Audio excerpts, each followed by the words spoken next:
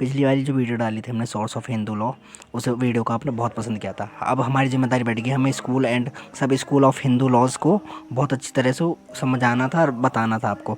तो इसलिए भाई मेरे कंधों पर बहुत ज़्यादा जिम्मेदारी आ गई और मेरा दिमाग इतना ख़राब हो गया कि भाई मैं आपको कैसे समझाऊँ। क्योंकि मैंने इसके बाद जो है यूट्यूब का सहारा लेने की कोशिश करी कि मैंने यार वीडियो देखी, मैंने बहुत सारी वीडियो देखी, पर मुझे मतलब पूरी तरह से प्रॉपर कोई मुझे ही नहीं समझा पाया, तो आपको कैसे समझा रहा होगा। इस चक्कर में मैंने सोचा कि भाई मुझे खुद कोशिश करनी चाहिए और खुद ऐसे ट्राई करना चाहिए कि भाई मैं समझा सकूँ आपको। जिसके बाद भाई मैं खुद सोचने लग गया कि भाई आपको किस तरह से समझाया जाए।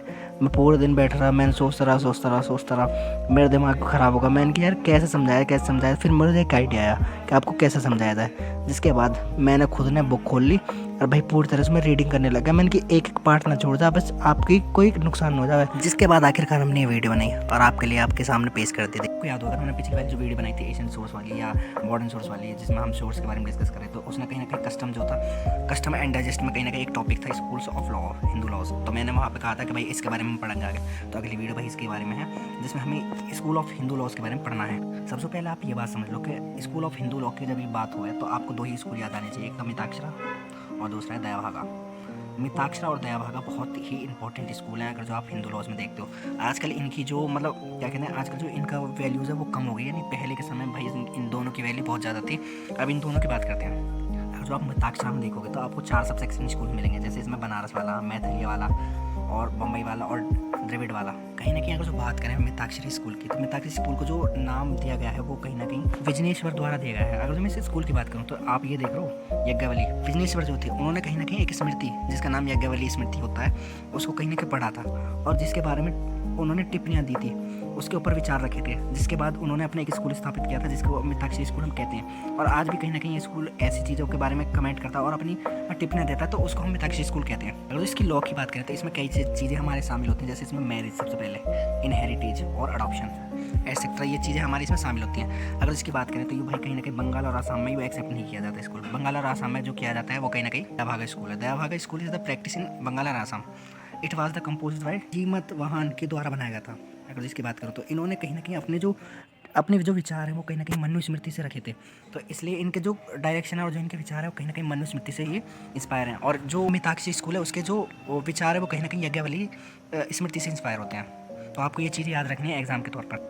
प्रचलित यानी ये पूरे भारत में कहीं ना कहीं मिताक्षरी स्कूल चलता है, आसाम और बंगाल को छोड़, जो मैंने आपको भी बताया था। और जो कि प्रचलन में है, मतलब अगर जो कोई भी लॉ पास नहीं हो रहा है या कोई भी लॉ में दिक्कत आ रही है तो वो कहीं ना कहीं दयाभागा या मिताक्षरी स्कूल से हम उसका सॉल्यूशन करवा सकते हैं। ये परंपरागत पद्धति, यानी कहीं ना कहीं परंपरागत पद्धति है और इसमें कहीं ना कहीं संशोधित पद्धति भी है, यानी अमेंडमेंट किया जा सकता है इसमें। अमेंडमेंट यानी जैसे हमारे जो संविधान में अमेंडमेंट किया जाता है, इसमें भी कहीं ना कहीं किया जाता है। तीसरी चीज़ इसमें टीका समस्या सहितों का एक संग्रह, यानी जैसे कि आप देखोगे तो आपको मिताक्षरी स्कूल में कहीं ना कहीं यज्ञवल्ली जो स्मृति है उसका प्रभाव देखने को मिलेगा। और आप अगर जो दयाभागा स्कूल देखो तो उसमें कहीं ना कहीं मनुस्मृति का आपको प्रभाव देखने को मिलेगा। चौथी चीज़ है वो संपत्ति का अधिकार, यानी संपत्ति का क्या अधिकार होता है, किस पे कैसे अधिकार होगा, ये हम आगे पढ़ने वाले हैं। और जो पांचवा है वो कहीं ना कहीं होता है संपत्ति का अंतर करने का अधिकार, यानी संपत्ति में कुछ अंतर होते हैं, वो अधिकार बेटे को मिलते हैं या बेटे को मिलते हैं, इसमें यह देखा जाएगा। मिताक्षरी में देखते हैं, देखो जन्म लेते ही पुत्र को प्रॉपर्टी का हक मिल जाता है और पिता के जीवन काल का पुत्र को संपत्ति का अधिकार मिल जाता है। मतलब जैसे पुत्र जन्म लेता है तो उसको प्रॉपर्टी में सारे अधिकार मिल गए, मतलब वो अपने पिता के मृत्यु तक भी वेट ना करेगा तो भाई उसको ऐसी संपत्ति मिल जाएगी। मिताक्षरी स्कूल में ये बताया गया, पर दयाभागा में थोड़ा अलग दिखाएगा। जैसे दयाभागा में बताते हैं कि मृत्यु के बाद पिता की प्रॉपर्टी का अधिकार मिलता है, मतलब पिता मर जाएगा जब प्रॉपर्टी का अधिकार, और पिता का जीवन काल में पुत्र को संपत्ति का कोई अधिकार नहीं मिलता। अगर तो पिता संपत्ति ना भी देना चाहे पुत्र को तो वो संपत्ति उसको नहीं मिलेगी। दूसरी चीज़ क्या है, परिवार के पुरुष सदस्यों को संयुक्त के अंतर्गत माना जाता है और महिलाओं के पास कोई अधिकार नहीं है, वे विभाजन की मांग भी नहीं कर सकती। कुछ स्टेप्स समझाने की कोशिश करता हूँ। जैसे फादर का जो सन होएगा और जो उसका सन होगा, यानी उसके दाता तक अग्नेट यानी कनेक्शन थ्रू ब्लड रिलेशन, यानी जैसे पिता है उसका पुत्र है और या उसका पुत्र है, तो ये क्या हो गया, मेल डोमिनेटेड सोसाइटी होती है ना, जैसे मेल सारी, जैसे पिता एक मेल है तो उसका पुत्र कौन है, मेल है, उसका पुत्र कौन है, मेल। तो ये सारी जो भी प्रॉपर्टी होगी मिताक्षरी स्कूल के हिसाब से सारी प्रॉपर्टी कहीं ना कहीं पिता अपने पुत्र को देगा और पुत्र अपने पुत्र को देगा। तो ये क्या कहते हैं हम, एक इसमें माना जाता है कहीं ना कहीं मिताक्षरी स्कूल में कि ऐसा चलता है, इसमें पुत्री का कोई अधिकार नहीं माना जाता। जो प्रॉपर्टी का अधिकार होगा कहीं ना कहीं, जो पिता की प्रॉपर्टी होगी उसमें कहीं ना कहीं पोते का ज़्यादा अधिकार होगा, उसमें देवते का अधिकार नहीं होगा। देवता यानी डॉटर का सन, उसको देवता कहते हैं। यहाँ पर यही बात हो रही है, परिवार के सदस्यों को पुरुष और महिला में दोनों में माना जाता है, मतलब दया भागा में दोनों को परिवार का सदस्य माना जाता है, पर मिताक्षरी में ये नहीं माना जाता। ठीक है, महिलाओं के पास कोई अधिकार नहीं होता, वह विभाजन की मांग भी नहीं कर सकती। ये क्या है, मिताक्षरी माना जाता है। ये महिलाओं को भी संपत्ति का अधिकार के साथ स्त्री धन भी प्रदान किया जाता है। ये है हमारा दया भागा में। ठीक है, पिता द्वारा परिवार की संपत्ति हिस्सा को विकृत का सीमित होता है, मतलब पिता भी एक सीमित हिस्सा ले सकता है अपनी प्रॉपर्टी में, उससे ज़्यादा नहीं ले सकता। और दया भागा में क्या है, पिता को सारी संपत्ति का विक्रय करने का पूर्ण अधिकार है, मतलब उसको अपनी संपत्ति का पूर्ण अगर जो बेच भी देते तो उसको पूर्ण अधिकार है। पुत्र पुत्री पिता के विरुद्ध प्रॉपर्टी का दावा कर सकते हैं, पर इसमें पुत्र बंटवारे का दावा नहीं कर सकते। इसमें दया भागा में ये कहीं ना कहीं दावा नहीं कर सकते।